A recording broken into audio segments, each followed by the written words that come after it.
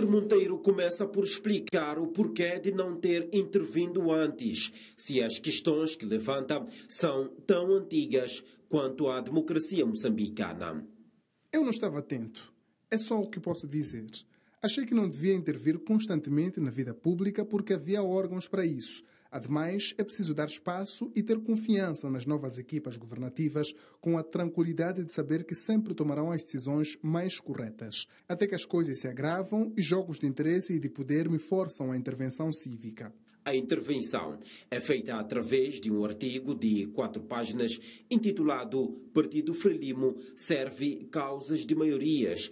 Um título, aliás, através do qual o académico e político procura, ao mesmo tempo, resgatar valores do partido e resolver uma inconstitucionalidade antiga, o fato de o Presidente da República ser também da Frelimo.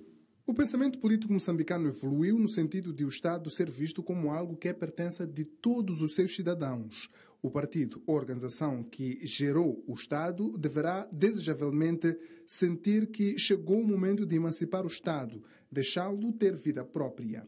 Uma nova fase se anuncia em que diferentes visões do país e do mundo levam a posições diferentes, a escolhas políticas diversas e, portanto, a partidos diferentes e em competição. O Estado afirma-se como de todos, regido por regras visíveis e equânimes, não favorecendo nenhum dos grupos ou agremiações dentro do espectro político. Nessa base, e recordando que o artigo 148 da Constituição não precisa de regulamentação para sua implementação, Monteiro questiona. Questão que nos deixa perplexos. O Presidente da República, que continua a exercer a função de Presidente do Partido Frelimo, não está a violar flagrantemente a Constituição? E a seguir responde. Resposta imediata, genuína e honesta. Renúncia imediata do presidente do Partido Frelimo ao seu cargo no partido.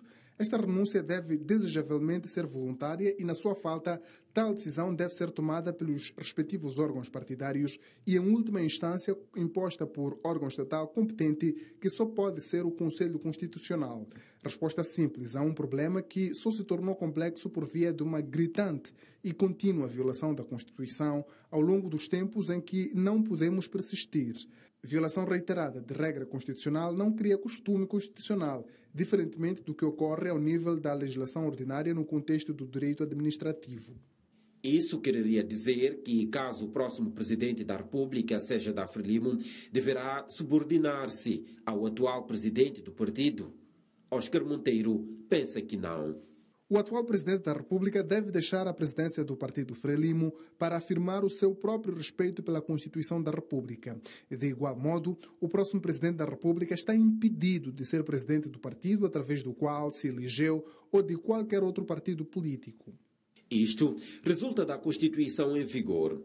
Oscar cita vários artigos que mostram quão plural é preciso que o Estado seja. Isto implica revisitar e adequar em cascata toda uma série de legislação ordinária, com destaque para as leis que versam sobre os partidos políticos, as empresas públicas, as bases de organização e funcionamento da administração pública, a organização judiciária, a orgânica da jurisdição administrativa, a orgânica do Ministério Público e da PGR, o Estatuto dos Juízes e sobre a própria orgânica do Conselho Constitucional.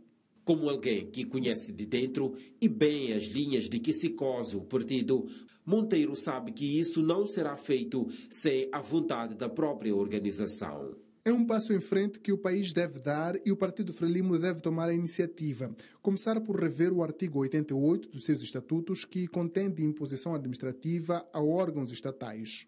Para Oscar Monteiro, não fazer as mexidas prejudica o próprio Estado. Aliás, ele entende que tem estado a prejudicar. É o entendimento de quem foi secretário da organização do Comitê Central e membro do que hoje se considera Comissão Política. É minha ponderada opinião que o Partido Frelimo, enquanto organização política, pouco beneficiou desta sobreposição de funções. Explica.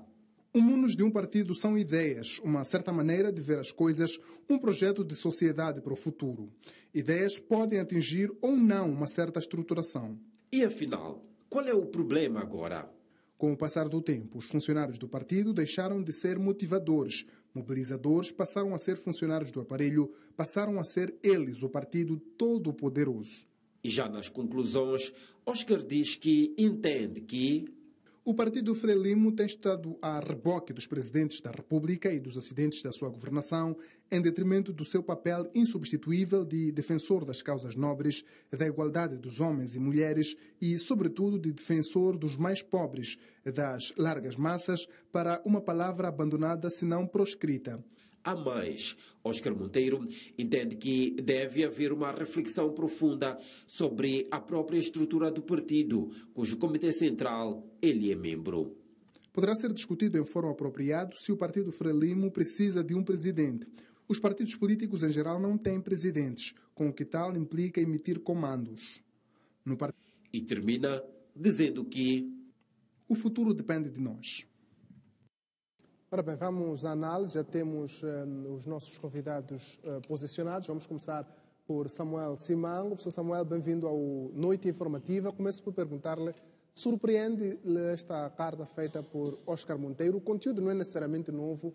Quem olha há uns 5 anos, nomeadamente em 2020, quando houve uma reflexão sobre as primeiras fontes da Constituição da República, Oscar Monteiro já tinha trazido um conteúdo parecido. Mas, olhando para o momento e para o contexto atual, surpreende-lhe que saia uma carta desta natureza ou não? Boa noite, Chave. Boa noite, Lima. E boa noite a todos quantos nos veem na STV, né, e nas plataformas digitais.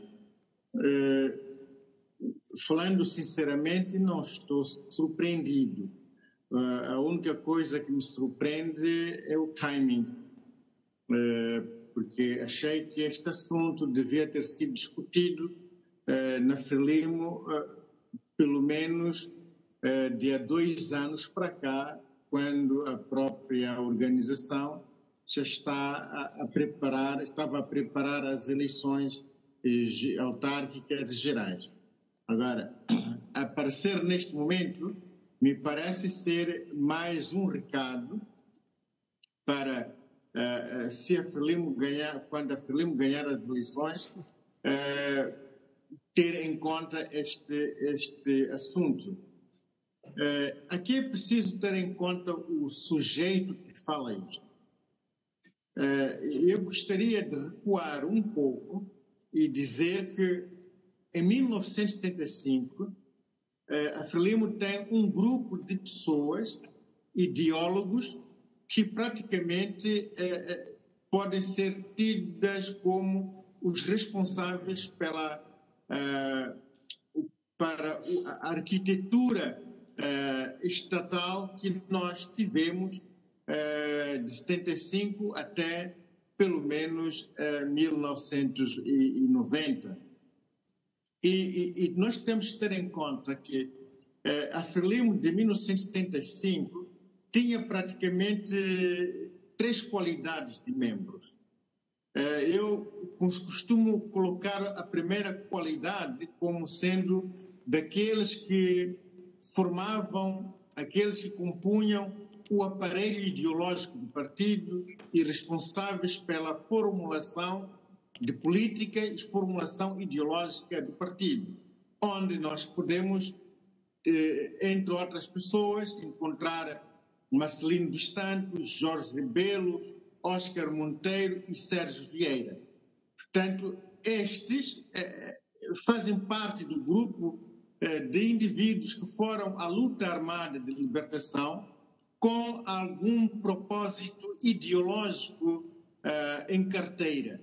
Quer dizer, não foram à luta de libertação nacional apenas porque eram explorados, apenas porque perderam umas chambas lá no campo, ou porque o seu pai, que era motorista, ganhava menos que o motorista branco. Portanto, estes vão à luta de libertação nacional com alguma dose ideológica. Depois temos o outro grupo, que eu considero que é o fazedor do aparelho político-militar, onde temos o João Quissano, Sebastião Mabota, Armando Guebuza, Alberto Spandi e outros.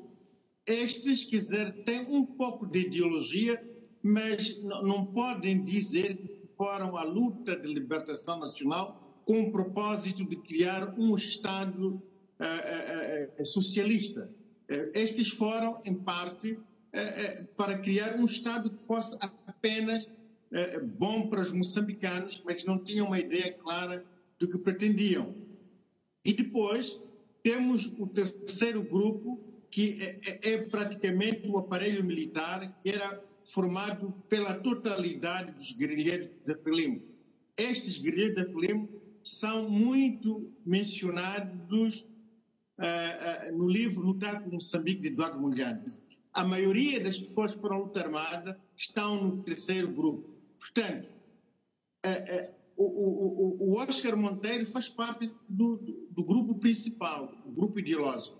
Então, ele está a reconhecer que, de facto, as condições que levaram a Frelimo a criar um Estado como eles pensaram em 75, estas condições já não existem mais hoje.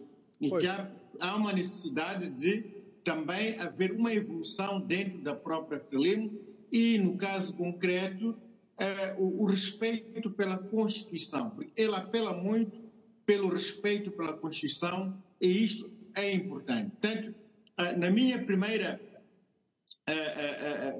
fala, eu gostaria de fazer este introito para nós compreendermos quem de facto está a trazer estas ideias. Por que estas ideias não podem vir do segundo grupo, daquele aparelho político-militar que não era ideológico, e muito menos pode vir do aparelho militar que praticamente eram guerrilheiros que não tinham uma orientação ideológica e que foram para a luta armada apenas para se libertarem do colonialismo e não se importavam, inclusive, de manter o mesmo comportamento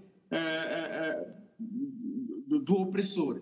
Então, aqui nós temos que dar mérito a Oscar Monteiro por reconhecer que, de facto, o país evoluiu e a Frelimo também tem que evoluir, para evitarmos termos a percepção de que a Frelimo foi obrigada a enveredar por este sistema multipartidário, por esta democracia multipartidária. É preciso que a Frelimo também se comprometa não só a manter-se no poder, mas a criar uma sociedade onde todos os atores políticos tenham no Estado a sua umbrella para todos. Pois,